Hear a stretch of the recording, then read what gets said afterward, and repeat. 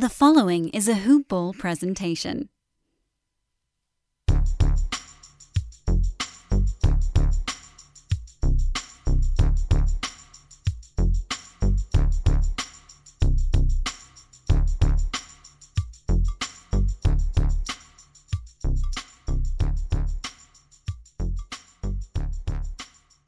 Hello and welcome to the Hoop Ball NBA DFS Today podcast. Today is Thursday, November 7th. We are going to be working on the card here for you for Friday, November 8th, an 11-game slate. And I am Joe Sarvati, affectionately known as Coach, and I am joined with one of the sharks in the DFS industry, Mr. Andrew Hanson. How are you, Andrew? Doing well, Coach. A surprise to hear your voice, but it's a pleasant surprise, of course. Oh, I appreciate that. Yeah, I'm pinch hitting here. Mr. Apatria was having some technical difficulties, so yeah, this is great. We get to do an extra show together. That's really cool. Yeah, load management for his internet provider really is what it comes down to, I think.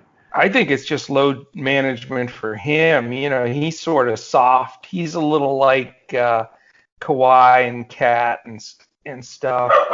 Little soft. There's Chance, our rooting dog. He's into the show. That means we can really get going now when he greets us. So yes, so that's it. No Apatria tonight, and you know, I guess the winners are probably the listeners. What do you think? I guess we'll wait to find out until late Friday night when the games are wrapping up.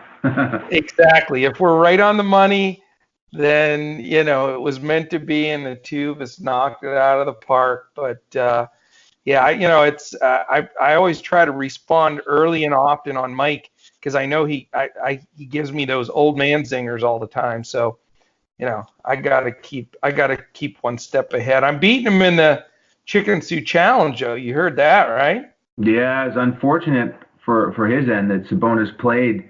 It kind of threw a wrench into the TJ Leaf play. Yeah, and then some. I mean, you know, he almost should lose 2 points for taking a complete goose egg, but no, we can't do that to him. I mean, come on. You know, he made that on the fly before knowing the Sabonis news. So I know. Well, hey, that's part of DFS, man. You got to do your homework and know what's going on. You know. You know, filling in for him, he's going to take double barrel tonight. I can understand.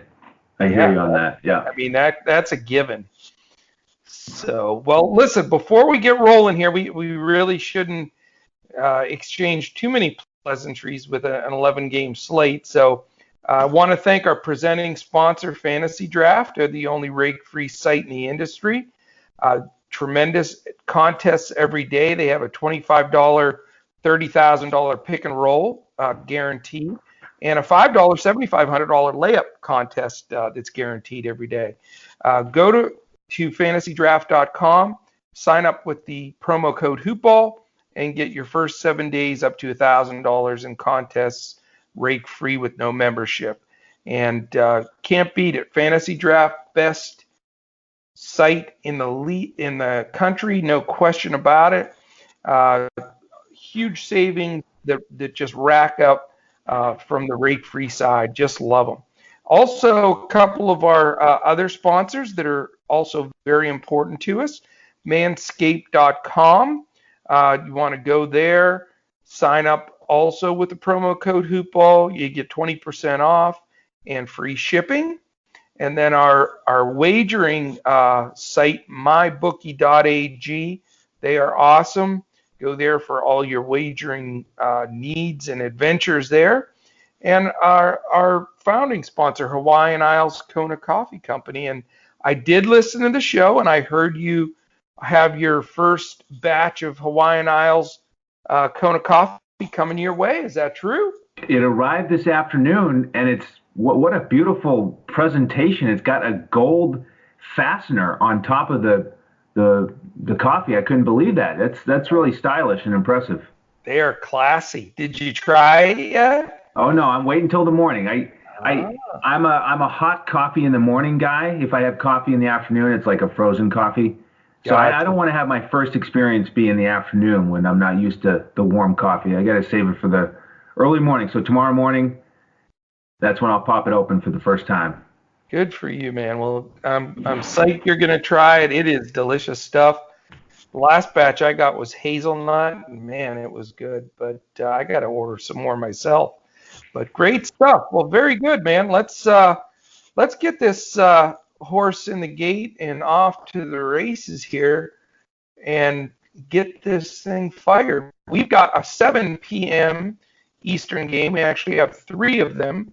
The first one is the Detroit Pistons and the Indiana Pacers. And I'm not sure if you saw today that Blake Griffin was cleared for basketball, and looks like he's going to be back. Yeah, but not for this contest, right? I don't know. What is the latest word on that? Because I saw he was cleared today. Go ahead. Give me your thoughts on Detroit, Indiana, and I'm going to look up the very latest news on that while you're doing that. Okay. Well, the funny thing is, for me, it actually won't matter because I'm actually going to fade Drummond on this slate. He's at 19.1. Yeah, that's expensive. Yeah, just expensive on the 11-game slate. I like some of the other guys in that price range. Sabonis on the other side is 15.7. So in that matchup, I think I'd rather take Sabonis. For the rest of the Pistons picture, Derrick Rose is out. So Brown Jr. is certainly an option, 11.3. He didn't quite handle the ball as much last time out. It seemed like they're sort of sharing those duties. Even Snell was running some pick and rolls. So I'm not that excited about Brown at 11.3. Markieff Morris, why is he only 8.7? I mean, I know he's inconsistent, but he popped last time out with 39 fantasy points.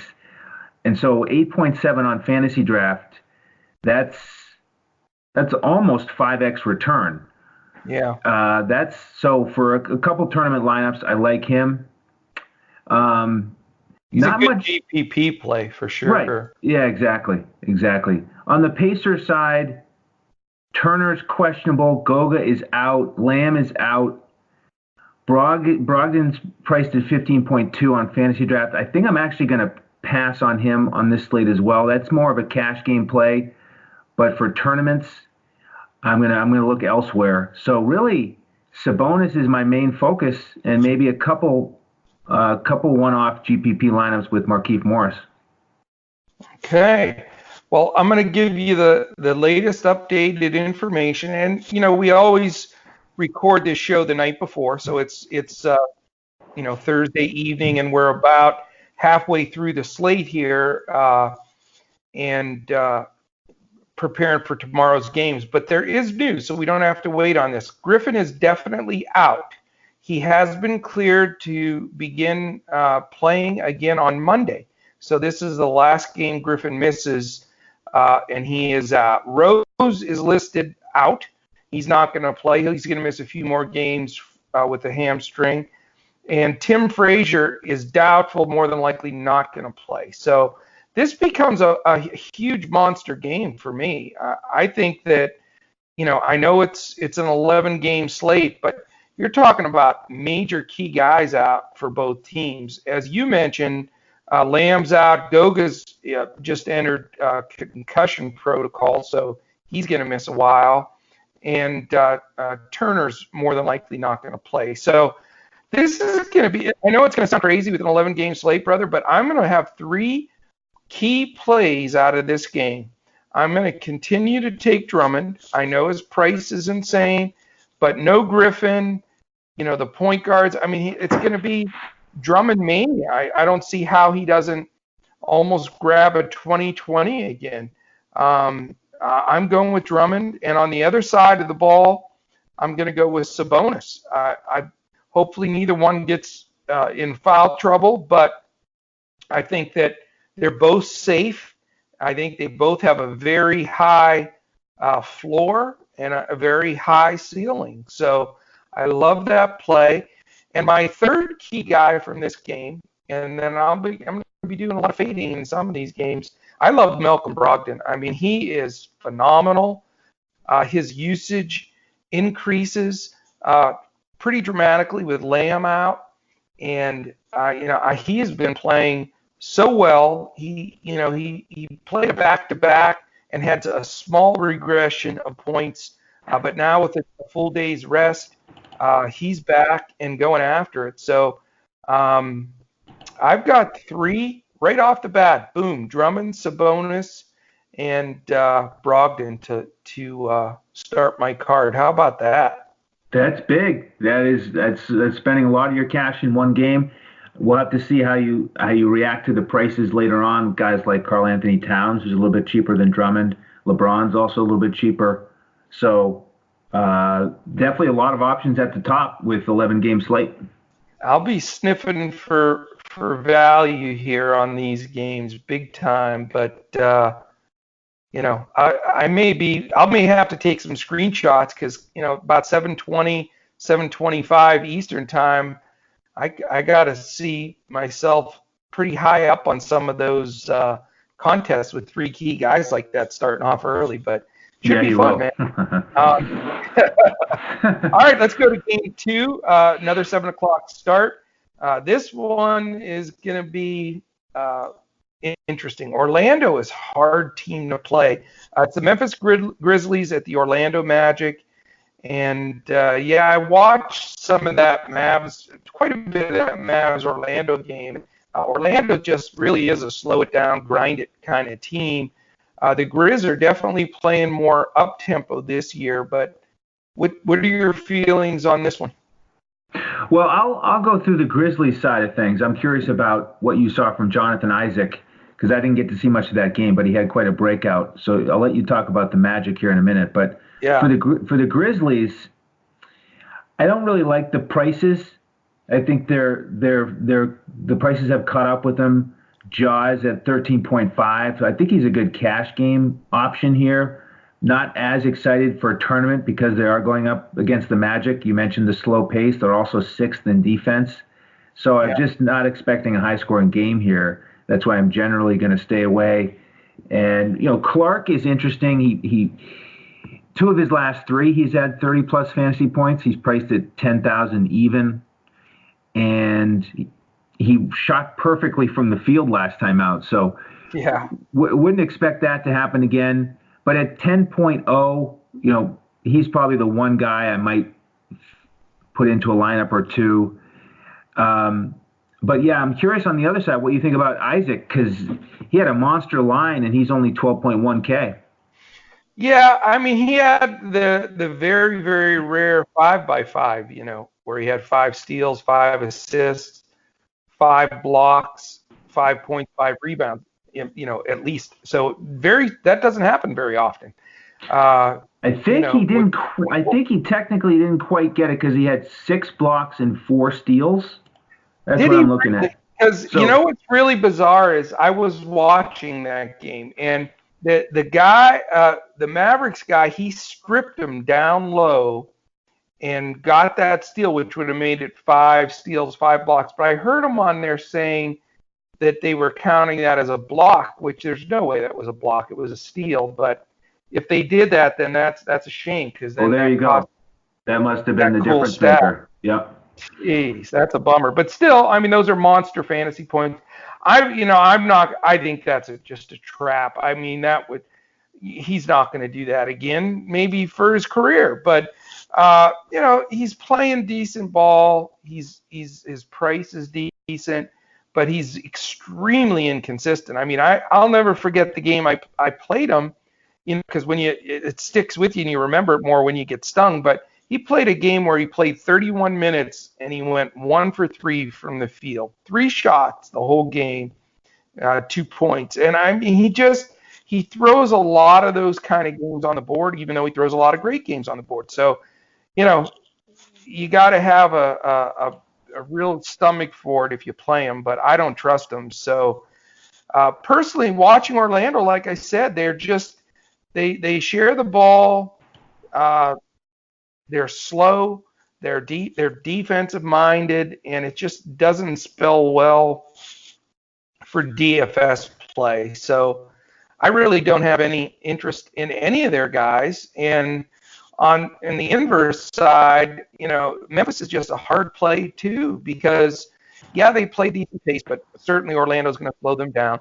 But here are the problems. You got Ja Morant that's still on a minutes restriction of some sort, like 25 to 20 minutes. They're trying to just make sure they bring him slow. Valanciunas is still on a minutes restriction. I think it's been increased to about 25 or so. It's definitely gone up a little, but not quite where it needs to be. And then you got a lot of guys splitting minutes. Triple J and Brandon Clark and Crowder and Brooks and Hill and Goodrich. And I mean, it just I don't feel comfortable with Memphis right now. I do like Ja going forward when I hear that they take that minutes cap off of him and just let the dude play. Because if he can run the floor for 35, 38 minutes in a game, he could put up some big numbers. But all that being said, I'm going to completely pass on this game. Yeah, makes a lot of sense. All right, what's next? The third 7 o'clock game is Cleveland Cavaliers, Washington Wizards in the all draft pick lottery game. Really, they stink. What do you think? I don't even know where to start with these guys. Yeah, both teams are 2-5. They're both bad at defense. Yep. Wizards are decent on offense. Surprisingly, they're 7th in pace and 10th in offensive efficiency. Yeah. But with Isaiah Thomas starting, that's sort of messing up the backcourt. Beal's usage has gone down. Correct. And so with their price tags, I'm not very interested there. Bryant is a fair price at 13.0, so he's worth considering. Mm-hmm. The other news for the Wizards is that Bonga is not going to start. Last I checked, they hadn't announced who will start, but if Troy Brown Jr. starts at 8.6K, then he's worth playing. I think 2 games ago, he had 39.5 fantasy points in 30 minutes. So at 8.6, I like that play. On the Cavaliers side, I'm not interested in the guards. The forwards, we've talked about the outstanding play, the double-doubles of Thompson and Love, but he's overpriced now, so I'm going to pass on him. He's at 17.1 on Fantasy Draft. That's insane how much he went up. Yeah, Tristan Thompson's only 13.8, so I do like him. He is probably my favorite play in this game, with the exception of potentially also Troy Brown Jr. Yeah, you know what? This game's just such a stinker, man. These two teams are not good, and yeah, you can a lot of times pull out some great DFS performances from two lousy teams playing, but man, I don't see it. I mean, the guards from Cleveland all split time, and Kevin Love is solid as heck, but his price is ridiculous. And Thompson I like, but a center like Thomas Bryant is going to give him some trouble. Thompson does better when he can muscle some of the taller, thinner, more athletic kind of guys, but when it's another sort of undersized bully kind of ball guy like Brian is, I think they're going to cancel each other out a lot, with those type of box out and strength moves and hustle moves inside. So, that eliminates Thompson from my list, and really the rest of the guys, J.D. Osmond, Nance, those guys are awful. On the Washington side, I'm with you. I followed it very, very closely because, I was on Beal early because he was leading the league in usage, and it's plummeted down. He went from 3rd to 5th to 8th in usage within 10 days that Isaiah Thomas has been starting, because Isaiah does dominate the ball and shoots a lot for the time that he's in there. And, I just don't trust that. Hashimura hardly played at all the one game, which was really odd. He went scoreless. Get back in. I know, it was very odd. And then I've read two articles now that says that they haven't chosen between Brown and C.J. Miles who's going to start. I think Scott Brooks is a joke. I think he's an awful coach, by the way. I think he did a lousy job in Oklahoma City when he was there. He's the guy. People don't talk about that. He had Harden, Westbrook, and who's the third and superstar? Durant. And Durant. He had those three guys and didn't win it. I mean, come on, man.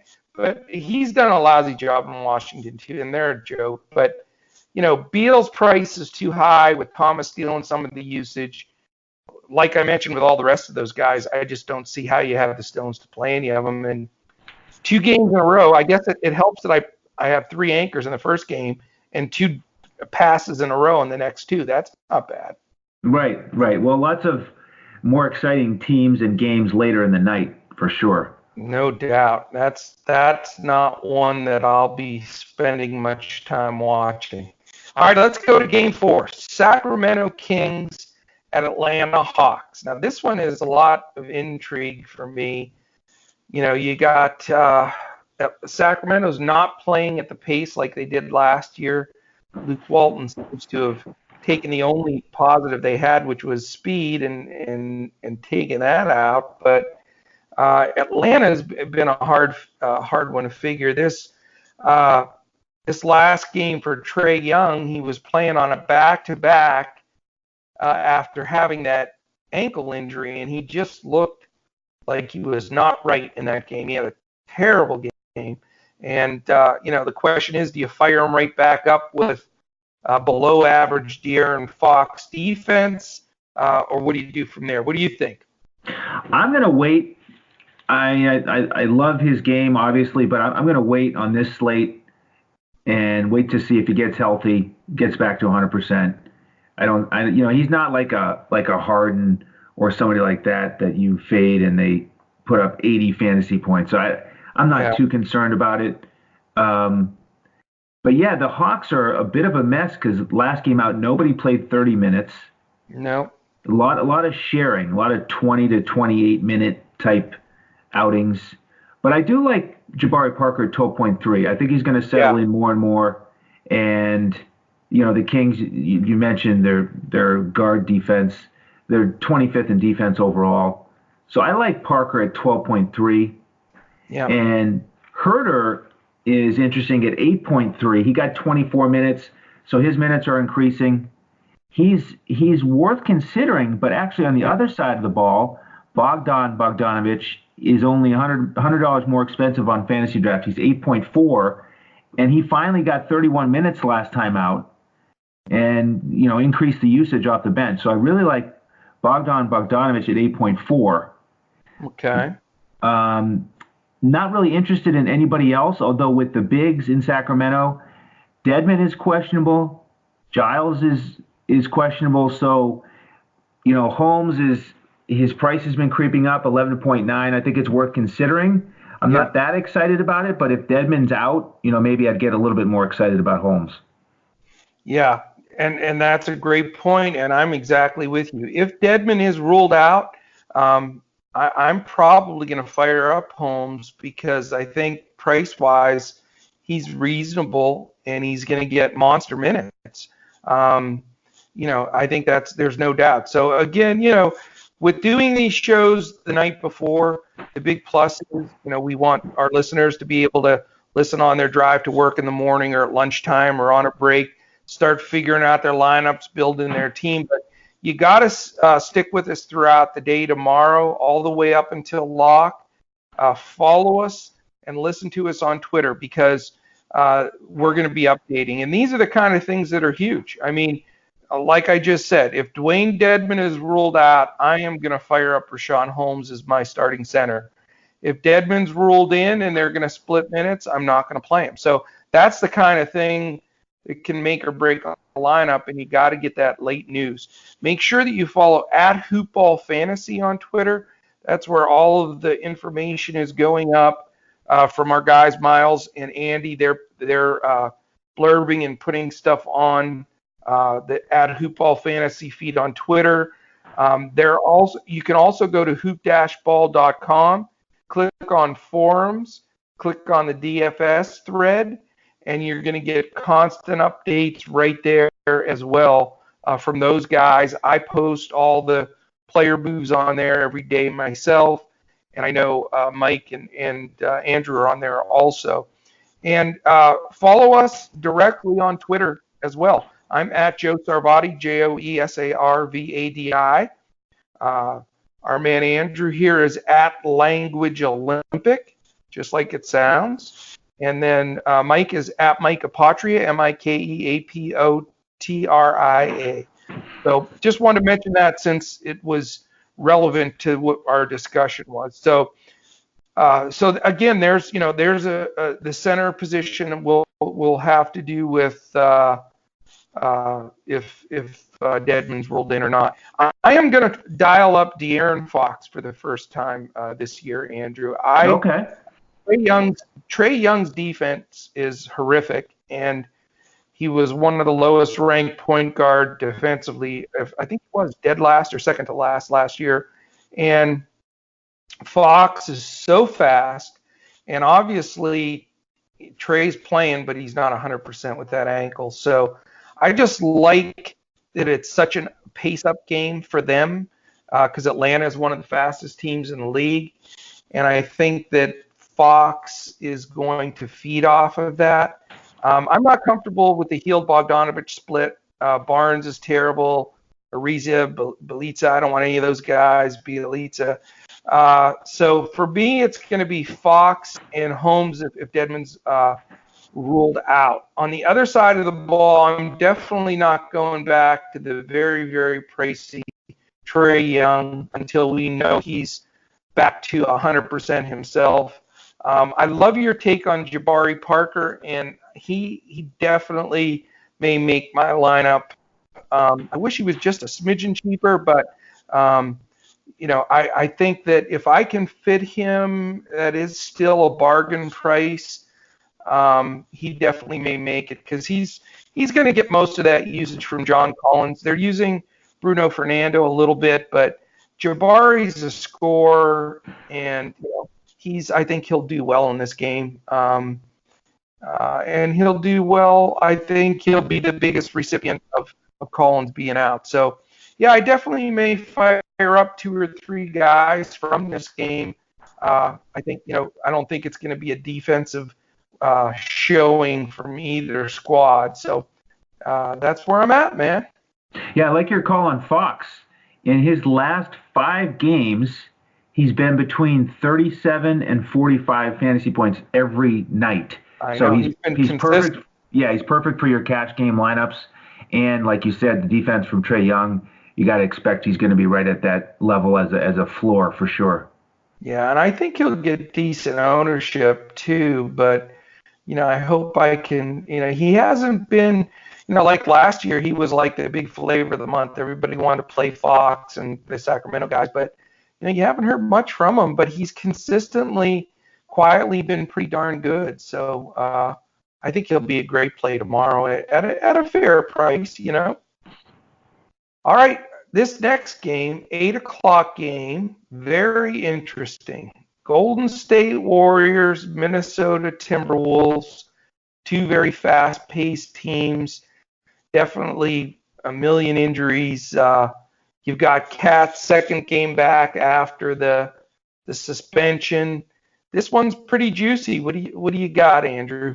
Yeah, I'd like to get a fair piece of this. I've got 3 favorite games on this slate. This is one of my 3.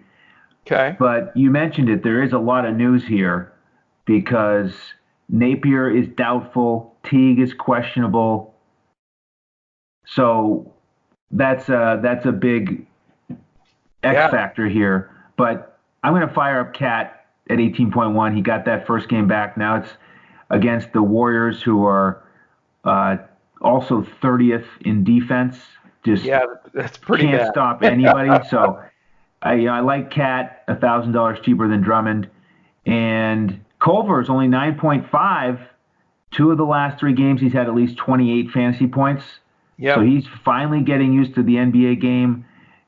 He's too cheap, so I like him in this high-scoring game. On the other side, D'Angelo Russell is probable, so that's probably going to put an end to the Kai Bowman fun that we've been having. Yeah, to some extent, I think you're right, but not totally, because D'Angelo can play alongside of him too, you know. Yeah, so that's the key that I wanted to mention is we got to see what the starting lineup is. Yeah. And because I have some interest in Poole, he's only 8.7. You know, Bowman is more expensive than Poole, and I think he shot 2 for 11 last time out. I think he's generally going to shoot better than that. So I like him maybe to bounce back, and I'm going to fade Burks. I don't see him scoring 28 points again. Oh, my God. Yeah, that was outlandish. Where did that come from, man? Good question. Yeah. Who do you like in this game? Oh, Lord. A lot of it's based on news again. We need to know for sure about D'Angelo. I got a feeling he'll play, though. I'm concerned about D'Angelo Russell, Kai Bowman, Alec Burks, Jordan Poole, those guys sharing the minutes. I mean, yeah, me too. 2 of the 5 really can be in there at any given time, and I'm not comfortable rolling any of those guys out until we sort of see how it shakes out. So I'm not going there. I don't know how you fade Eric Pascal at this point. He's just been so damn good and just sort of their go-to guy, you know? Yeah, love the way he's playing. Just outstanding confidence. It's just a matter of price. I haven't looked at the other sites yet, but on Fantasy Draft he's 12.1. Yeah, so that is a little too That's high. the one problem. Yeah, if he was around 11, I just think about his first game in, he was like almost bare minimum. Yep. Crazy how fast he's gone up. But, I don't know. Again, if I can fit Pascal in, I'm going to try to get him in. But that's the only guy on the Golden State side that I'm really interested in because I think that his consistency has just been amazing. Obviously you can't really roster Cat and Drummond, so I've already taken Drummond, so I'm going to have to miss out on Cat. But it could be just a devastatingly monster game for him. He was off to a great start in this last game and then really didn't do anything down the stretch. But I mean, this could be a 75-point fantasy night for him. There's no doubt about it. And he is cheaper than Drummond, but I don't know, man. I think Drummond is just in such a smash spot. I'm going to favor him that way. And I think Cat will be the highest owned center. I think he'll get more ownership because people are going to feel the same way as you. They're going to see Golden State dead last in the league in defense. They're going to see it's $1,000 cheaper than Drummond. And, I would rather have a 20% owned Drummond than a 60% owned Cat based on sort of what I'm projecting there. But I wouldn't blame anybody for rostering him. The rest of the group, here's the thing. This is a perfect spot for me to hit my big savings dumpster dive money, a savings point.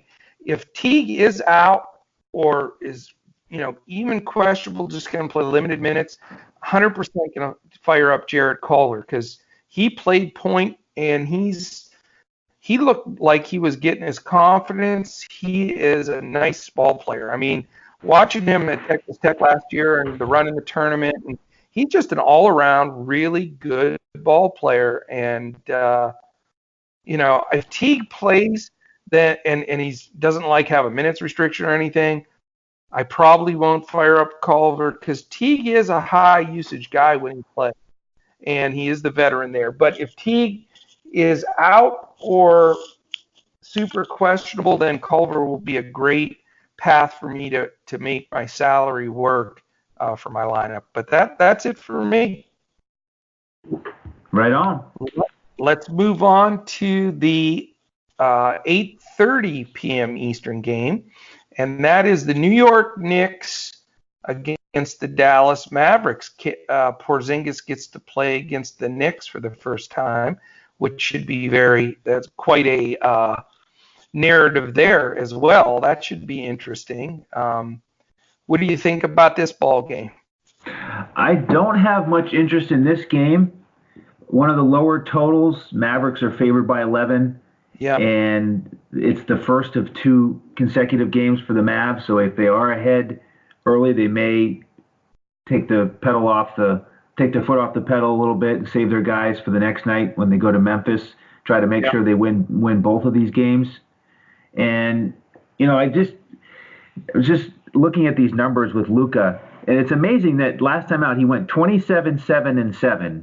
Yeah. But it's actually a dud game for his price, around 18,000 on fantasy draft. Because he didn't have, in the last 2 games he hasn't had a single block or a steal. So he goes 27-7-7, but he only gets 43 fantasy points. Yeah, that's not value. I mean, to make value, you have to be 5x. Right. And with that price tag, he's not making value. And that's a great point. In a game without a ton of pace, which I don't think this Knicks Mavs game will have a ton of pace. I'm with you. As much as I love Luka, he could throw up, 16, 10, and 10, and he's not going to even sniff value there. Right. So I'm with you. I feel that same way about Luka there. As far as the other Mavs go, Carlisle's such a maniac with rotating. They played 12 guys in the first half last game, and they played 15 guys during the game. I mean, he rotates guys like you can't believe. And now J.J. Barea is back in the mix, and it's like and Dwight Powell's 100% now. So I don't want any Mavericks in this game, and plus I think they may blow them out on top of that. So I'm not going there. Now, there are narratives with KP going against the Knicks for the first time, and it is, will that make a difference for Porzingis? It very well could, because Mitchell Robinson's out, and they're talking about just shifting with Julius Randle to center. So, yeah, that's what I heard, though. They may not start even Portis.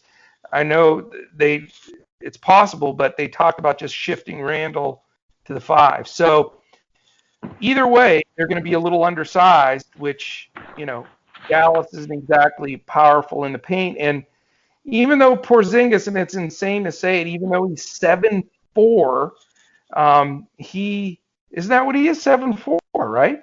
Yeah, he's 7'3" or 7'4"? I can't remember. 7'4", yes. But he's not big player in the paint and not a big rebounder, which doesn't seem to make any sense. You would think at that size you would accidentally be able to do that. But, so I don't know if they're going to really take advantage of that play inside. So, the way the Knicks are playing, they're an impossible team to trust. And I think the Mavs may blow them out. And I think this is a good game to fade. Yeah, the only other points I would make is that I saw a reference to Portis possibly starting, and he does have big upside. He had 52 fantasy points earlier in the season with only 29 minutes. So if he's going to start at 10.6, I'll take a look at him. And then you mentioned Powell getting his minutes. Yeah. I said a couple shows ago that when he finally gets his minutes, I want to be on him before his price really goes up. And he played 33 minutes last time out at only 8,900 on fantasy draft. So I do like him at that price tag. Yeah, he might be a good value play, but be careful on the Portis thing, because I know, that article I read today, he definitely is going to play Randle at the 5 for a good portion of this game based on what he said. So okay. I don't know. Fizdale's Fizdale, though. You never know with Fizdale. He can throw some stuff in there. But this game makes me nervous. I think it has one of the best chances to blow out as well. So, all right, let's see. We have 4 games left on this 11-game slate. So let me make Coach, a quick. Yes. Oh, before we do have the one other 8 o'clock game. Oh, I missed Toronto in the Pelicans. Okay, so I thought I was off one. I've skipped on purpose now. So we have 5 games left, but let me make a quick mention again. Fantasy Draft is our presenting sponsor. They are the reason we're able to bring this free content forward to you 7 days a week. So we want to thank them. We had 2 coaches challenge contests this week, which was a blast. I did terrible in this last one, by the way. I was in like 40th. I was awful, but we thank you for Fantasy Draft doing that. They were so popular. We did 2 this week. We're going to do 1 for sure next week, maybe 2. We'll see. Stay tuned for that. We were two spots short of a complete sellout this last one, Andrew. So how did you finish up, by the way? I actually don't. It was right around top 10. The individual who won had a great lineup, and he put it in there, I think, 5 or 6 times. He repeated it. So he took up the real estate there at the top and pushed me down from about 5th to about 10th, I think. Yeah, he swept it up top. He had multi-entry because you can enter up to 6 times. I think he did enter 5 times maybe, but he swept it. That was beautiful. He had a really nice lineup in there. But definitely get into that next week. We're having a lot of fun with it, and you win some cool fantasy draft swag. So good stuff there. Remember, you can listen to us every day, the DFS Today. If you search for a podcast and you just put in DFS Today, we're going to pop up. Or you could put NBA DFS Today. Either way, you can listen to us everywhere podcasts are heard. We are on iTunes, Google Play, Stitcher, Podbean, iHeart, Spotify, YouTube, you name it, we're there. If you would take a second or two, rate, review, subscribe, 5 stars, likes, thumbs up, positive reviews.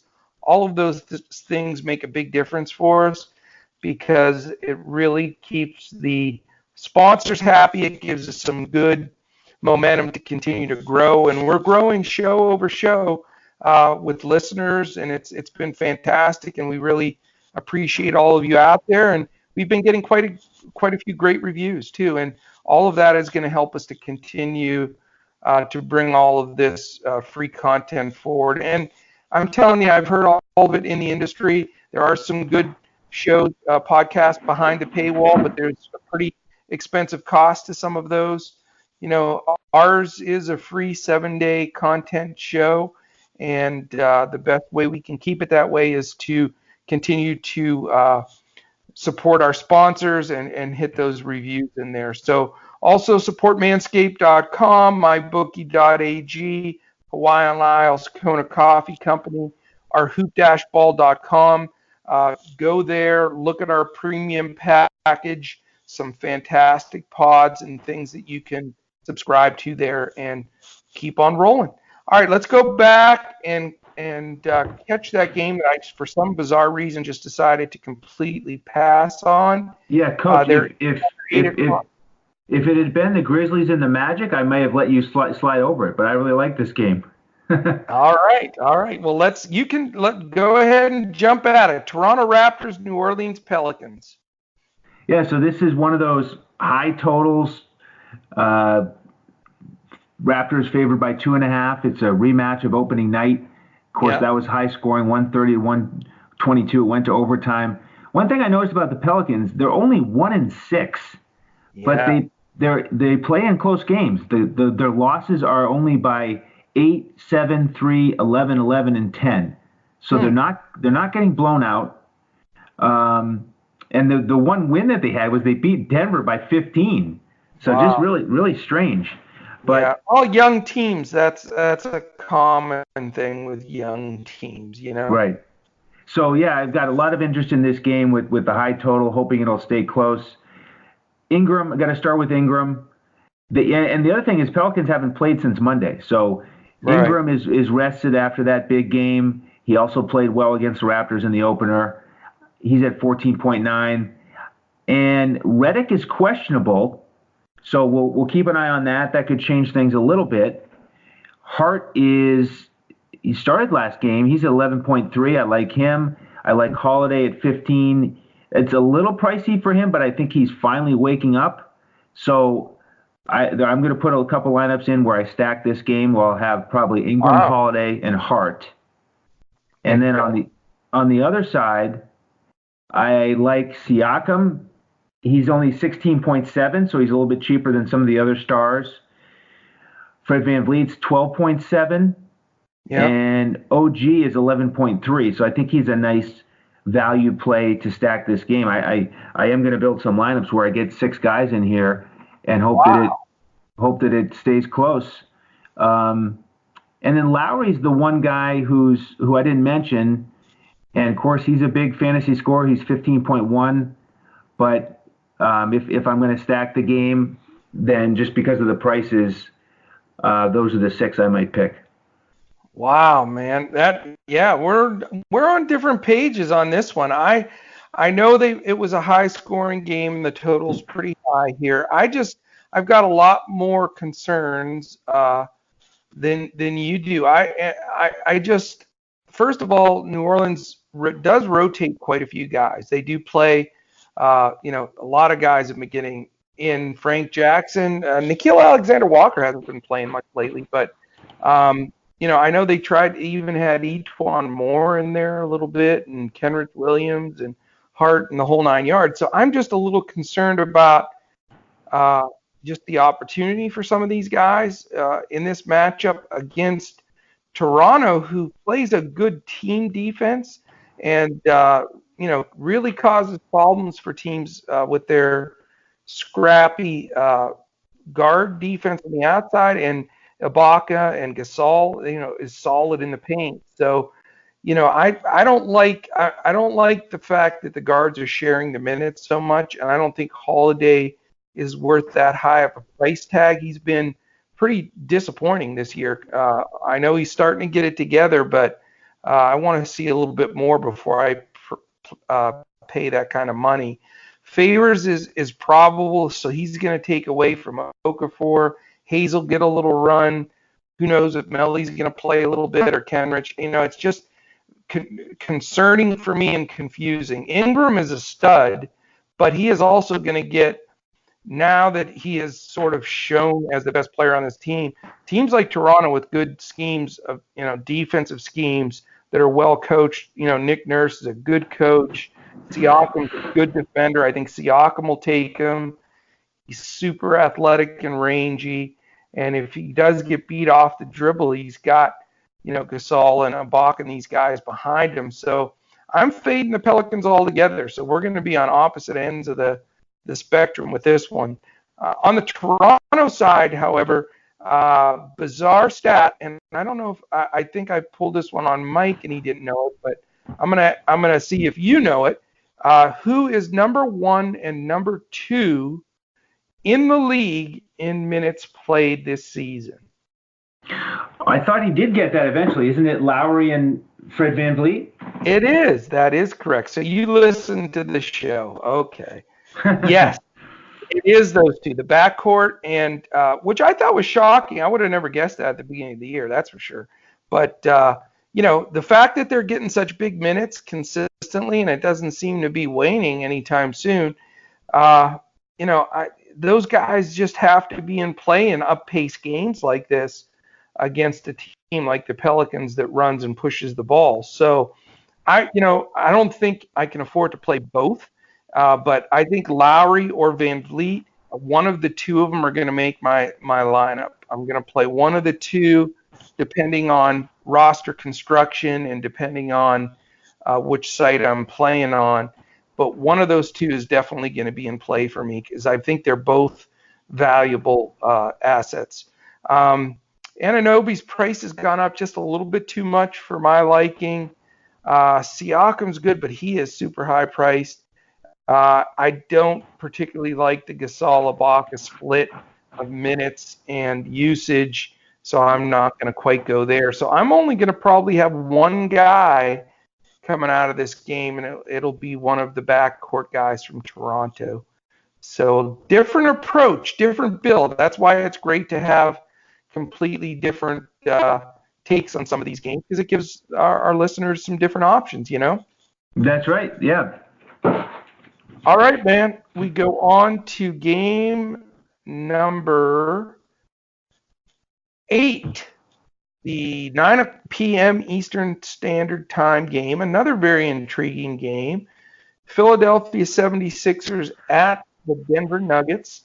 Joel Embiid's back, so he gets to go up against the Joker, and this should be a very interesting game. We have Simmons out, so that's huge news.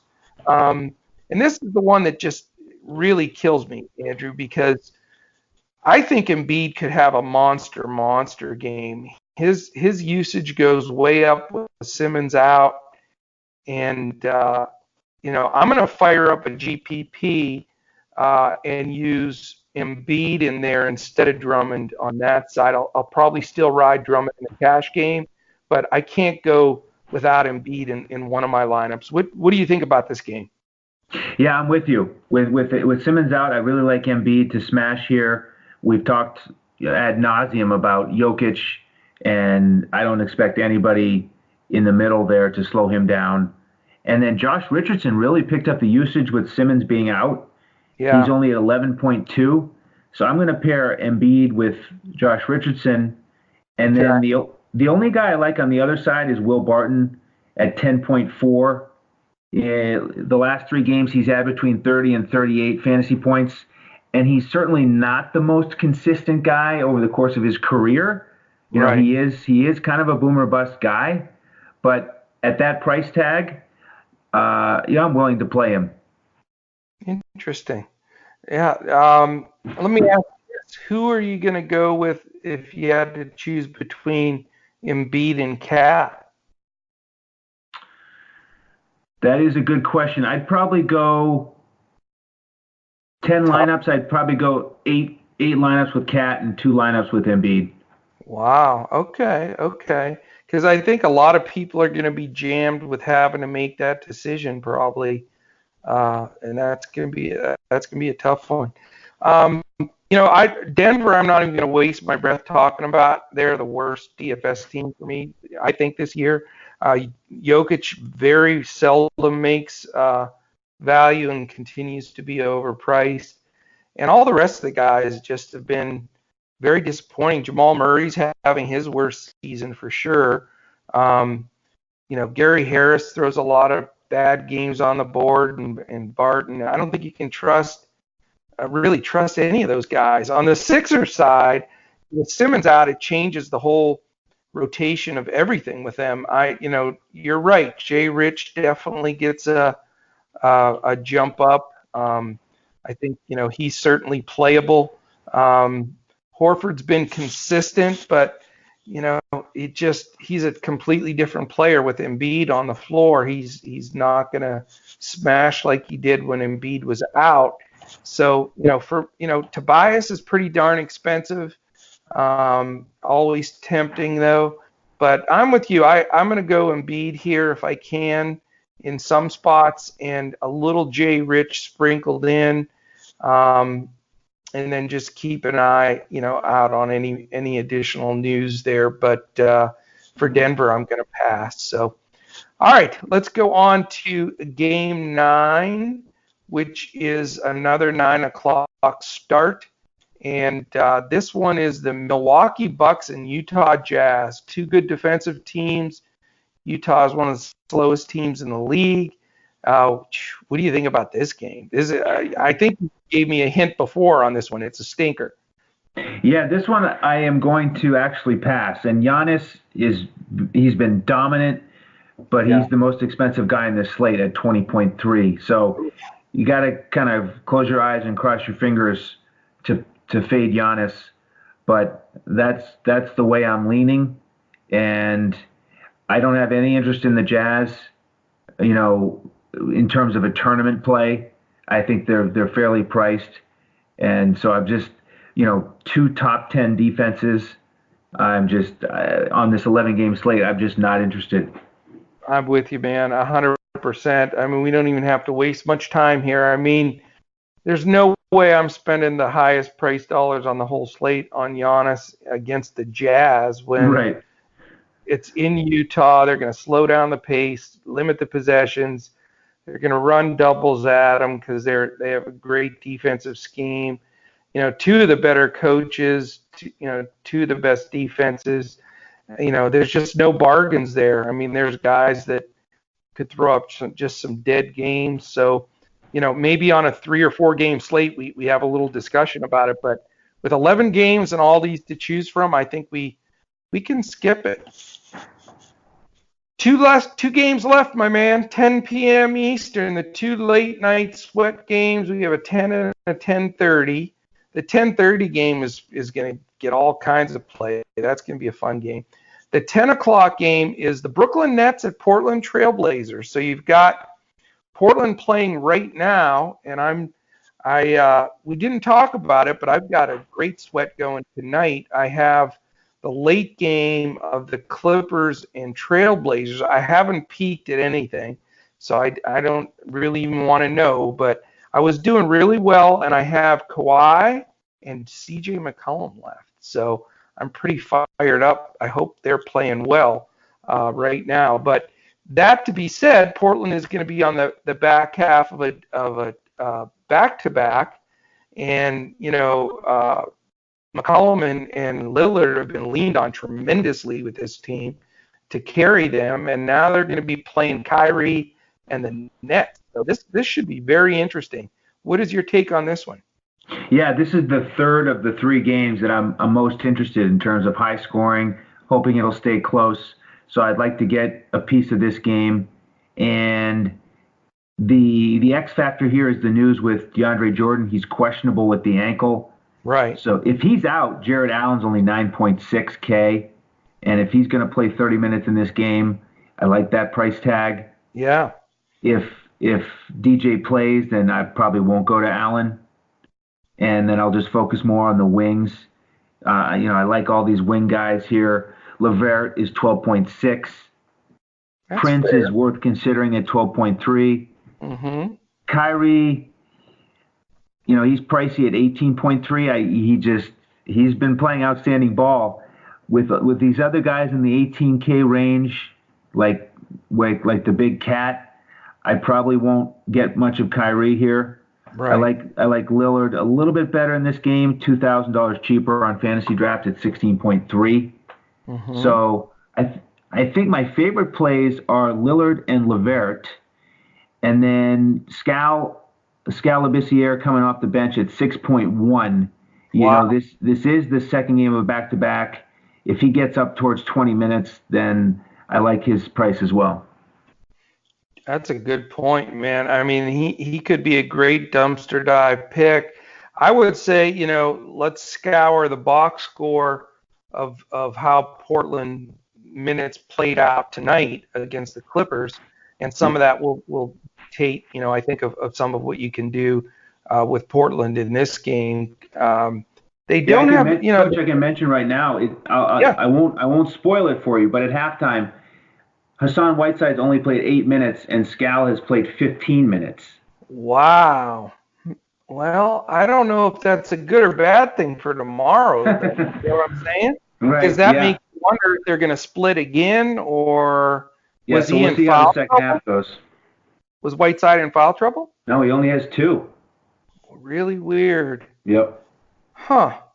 Well, yeah. I mean, so we'll just have to keep an eye on that. On the Portland side, really just the backcourt is all I like to play, and they're going to be expensive on this slate.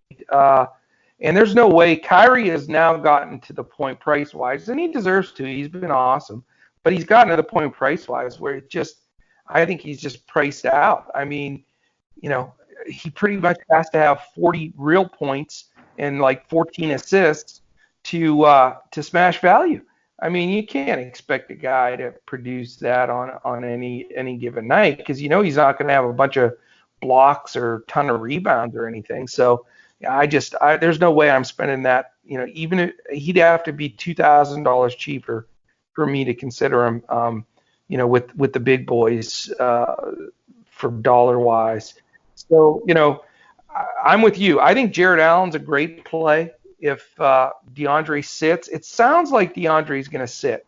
From what I read with his ankle, I don't think he's going to play. and I think Allen will get an extended run. I mean, last year, everybody thinks it's just been so devastating that DeAndre's come there and crushed Allen's time, but people forget Ed Davis was there last year in Brooklyn, and he played a ton. He had a really, really good year. So it's, Allen is not a monster minutes guy, but in a situation like this where there isn't going to be a true backup center, I think he's an outstanding play, especially on fantasy draft where you can play multiple centers. I mean, you can literally play 4 centers on fantasy draft. Actually, you could play 5. Yeah, you can play 5. Yep. Isn't that crazy? So it certainly that comes into play as far as Allen goes. Other than that, I don't know, man. I know that this will probably be pretty high scoring. I like Karis LeVert a lot. I was concerned for a while there because he wasn't playing at the end of games, but it looks like he's starting to get some of those minutes back because I saw 2 games in a row. They finished with Kyrie, Dinwiddie, Taurean Prince,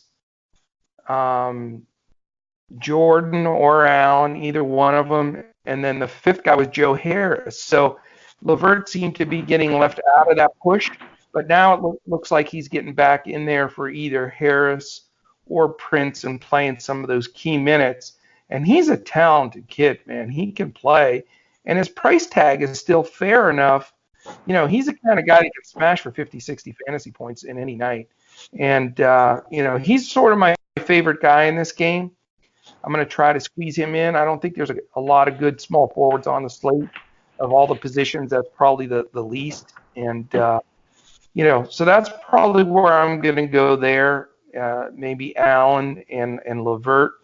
And I'm not going to go with anybody on the Portland side until I examine the minutes a little bit more of how tonight's game came out. All right, man, we're here.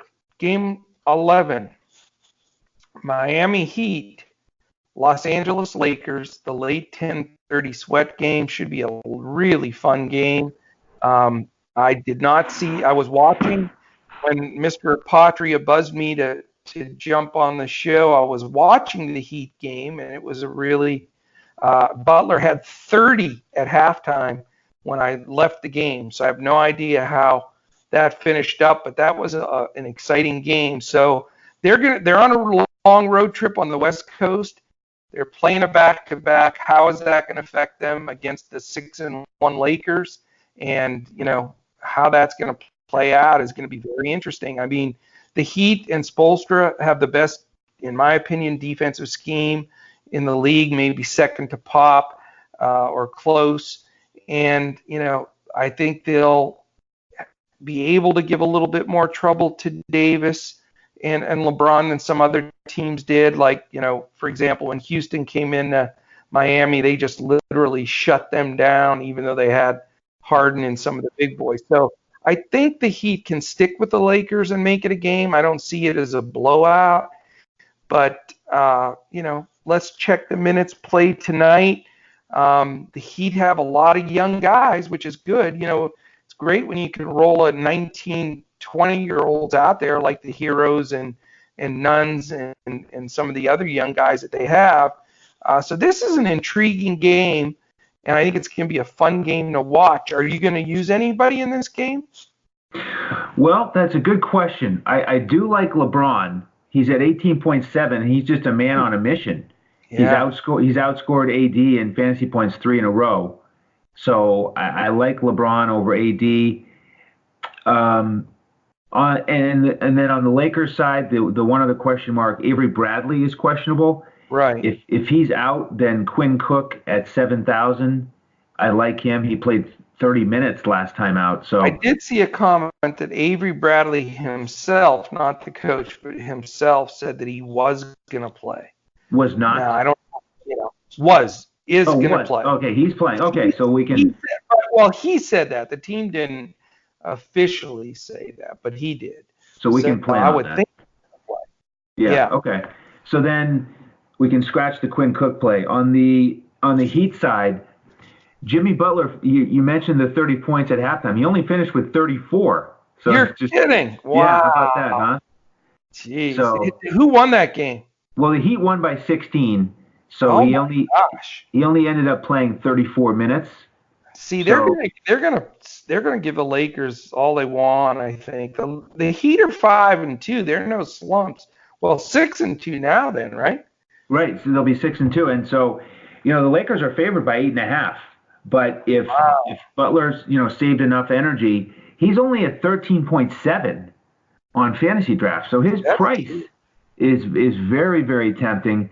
The other interesting play here could be Justice Winslow because he sat out tonight with his headaches. Yeah. And he's only at 9.9. So I'm thinking Spoelstra thought, you know what, let's let him sit out. We'll use him in LA. So he's going to have fresh legs. So I like him at 9.9. And we are on the topic of the Heat. I gotta give a shout out to Micah Patria because last night he called out Goran Dragic, the narrative going back to Phoenix. He did. Sure enough, he had 25 points, 6 rebounds, and 4 assists. Wow. So, that was nice. It certainly helped that Justice Winslow was not playing, but that was a nice call. I have to say with a Patria, blind squirrel finds a nut every once in a while. I'm just kidding, man. Yeah, that was a good play. I like that one. Yeah. So tell me again who you're looking at here. LeBron, LeBron, and then Butler at 13.7. I like Winslow at 9.9. I'm a little scared if everyone else is playing, but that's pretty cheap for him. It is. I think Winslow's missed multiple games. Has he missed 2 or 3 games in a row now? 2 games in a row, I think. So I don't know what the deal is there. I read that 2 headaches.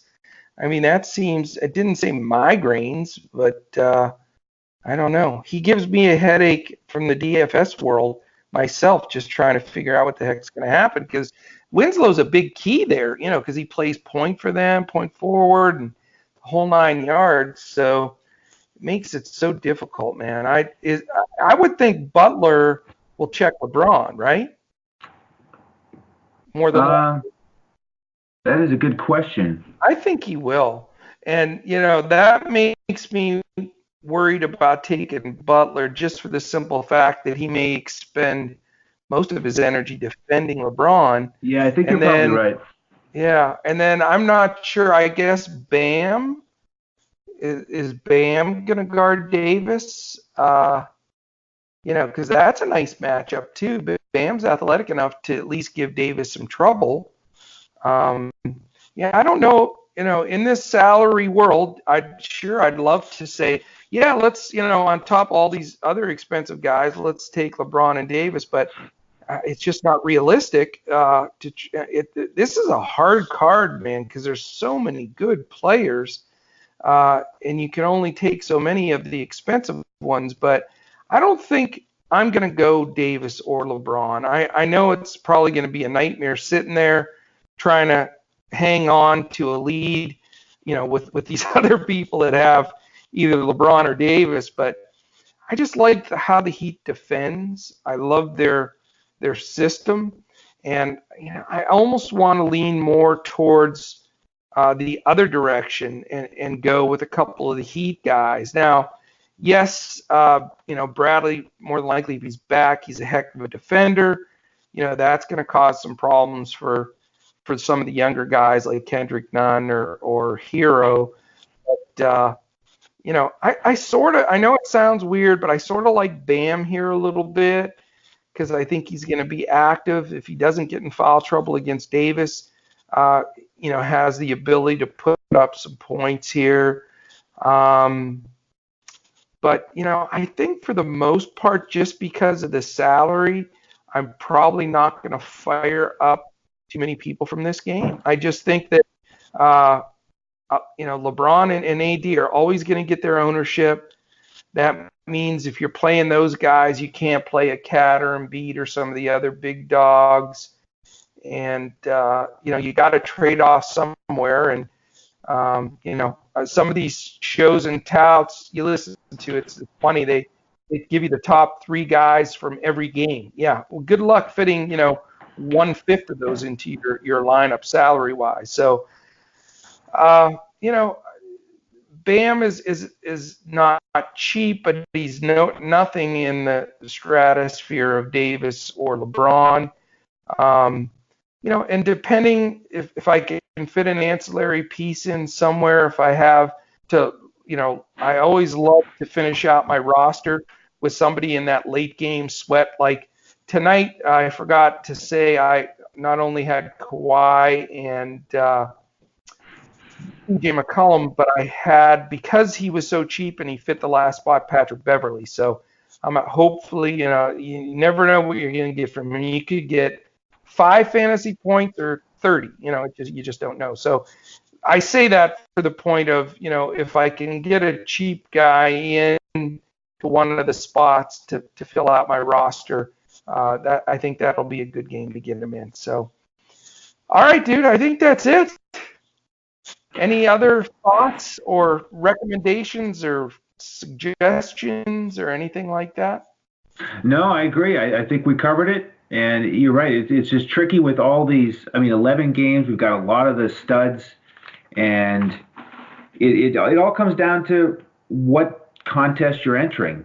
If you're just making one cash lineup, then, yeah, you've got to pick a couple of these stars, and that's going to be it. But if you're making 10 tournament lineups, then, that's where you're going to, take this big picture and figure out percentage-wise how you want to break it down. So for me, it's probably going to be something like 60% Towns, 20% Embiid, 20% LeBron. And so that's how I look at it. I think you look at these slates a little bit differently because you primarily are doing cash lineups and then maybe 1 or 2 tournament lineups.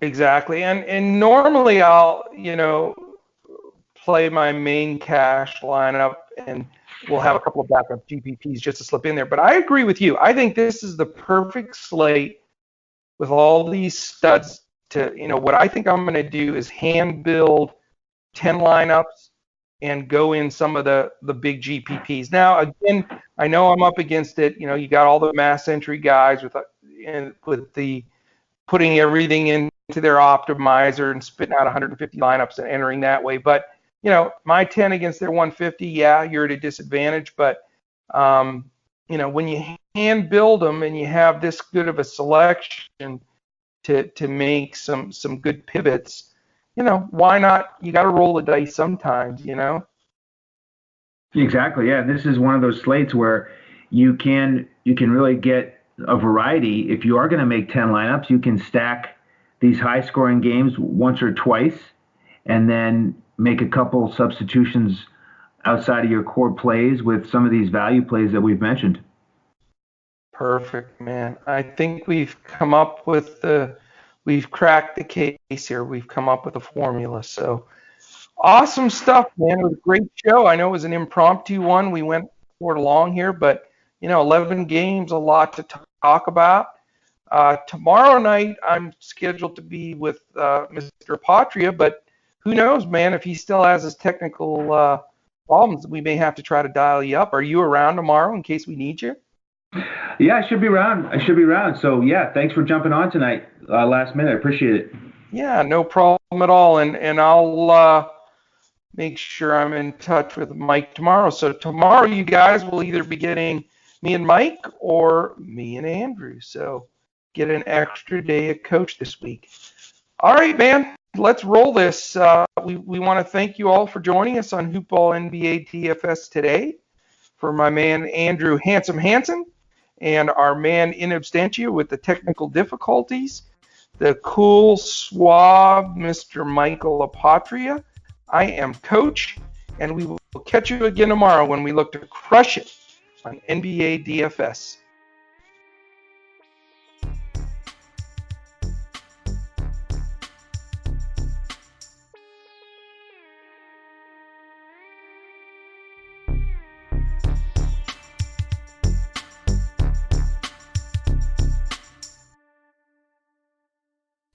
This has been a Hoop Ball presentation.